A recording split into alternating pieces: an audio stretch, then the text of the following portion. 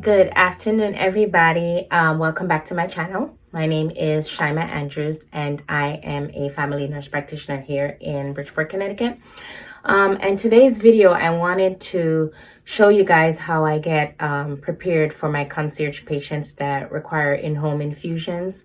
Maybe they, for whatever reason, they can't come to me if I'm going to do an infusion for hangover symptoms, or somebody just works a lot and needs a recovery drip, like a Myers cocktail, or maybe they want the immune boost infusion, but they'd rather not come outside in the current situation with what's happening.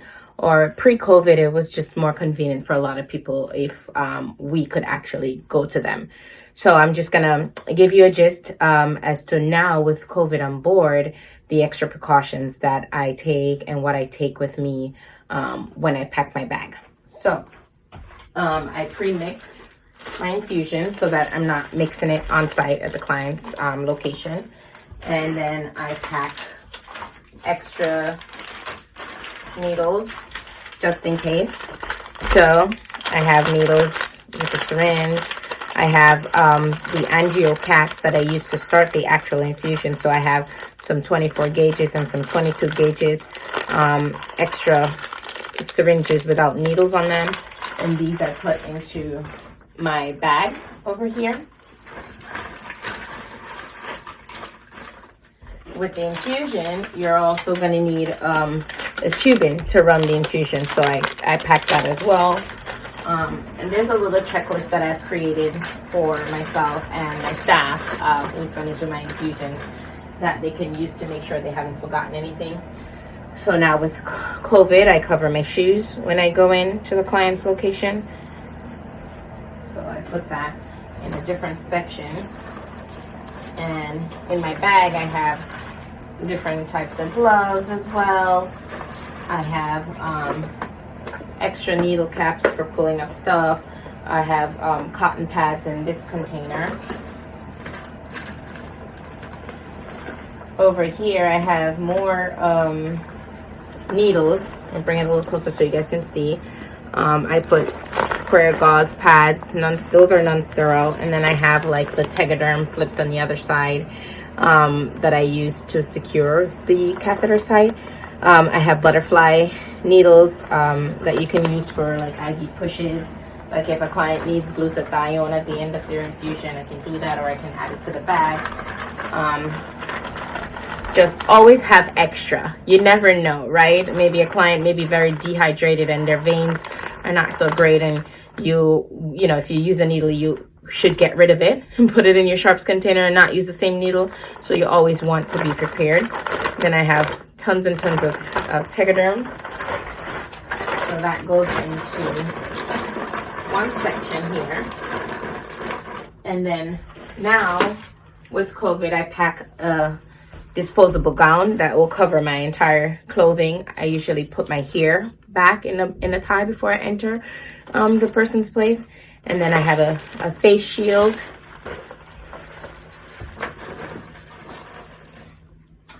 And then I bring a pocket mask with any kind of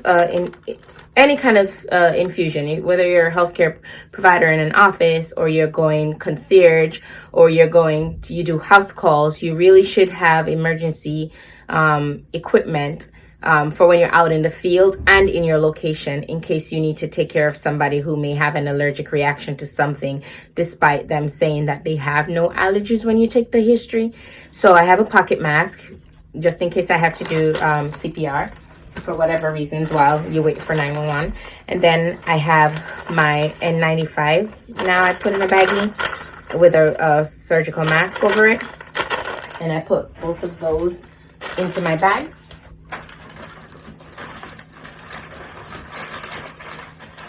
Now, this client that I'm going to see today is not a new patient. If it was a new patient, I would have already done the evaluation and screening by telemedicine, grabbed the data from the patient's history, that kind of stuff ahead of time, and then pre-fill. So because this person's not new to us, I'm just bringing the infusion sheet which is my treatment record. So I usually put what was in the bag on this sheet with the patient's information on here. The time I start the IV, who started it, the time it was finished, my vital signs, because I do walk with my thermometer and my portable blood pressure and all that stuff.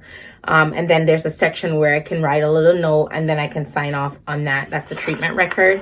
And then I always do, for every single IV client, I get a consent every single time they get a drip. So unless somebody's coming in and they're gonna be doing like a protocol of 5 to 10 infusions where I get one consent for that. For somebody who's just doing a one-time drip and maybe they come once a month or once every other month, I get a consent every single time, and I go over it and I explain, you know, the risks. You're starting an infusion, that kind of stuff with them. So I put that in a little folder, and I'll also put that in my bag. I just like to be very prepared for my patient. You know, you want to have everything, and hopefully everything goes well. It's not my first rodeo doing them, but I always rather have more than less of something. Another thing that I have is a portable IV pole. So this is like my travel pole that I travel with for in-home infusions, and these get wiped down and sanitized in between clients, and it collapses very, very small. I can tighten this, and the feet will collapse, and I'll stick it in the outside part of the bag, or I can put it in the trunk of my vehicle when I'm going. And when I gotta get into the client's house, it goes all the way up, where you can pop this really, really high depending on how fast you want your IV to flow, and then you can get that in. So that's another important thing. Another big point is that you want to have emergency medication with you. I'm trained in advanced cardiac life support, which we call ACLS. Basic life support is knowing how to give somebody CPR, which most providers do know the basic ones at least. So I go with IV Benadryl, and I go with epinephrine in case my clients need them. So I kind of tape them like this together. And this one is the IV Benadryl in case there's a reaction. And then this is epinephrine in case I need to give it for anaphylaxis. So that goes in my bag. And then I have a big container of a hand sanitizer that also goes in my bag in the outside. And then I have a sharps container that stays attached, because sharps is considered medical waste, and you want to bring your waste back with you to have them appropriately disposed of according to law. So that's just some of the ways that I get prepared. Then I walk with a red bag, which I kind of keep stored here. So I walk with a red bag so that I can put like all my trash and stuff that I've used, and I take them back to my office and I separate them according to the waste and dispose of them accordingly. If clients are coming into the office to get an infusion, I usually have like snacks and stuff like that here in case they have like what we call a vasovagal response. You know, some people don't like needles, and they tend to like freak out, or they can pass out when you start the infusion, start the IVs, despite nothing being wrong with them. It's just how they react to it.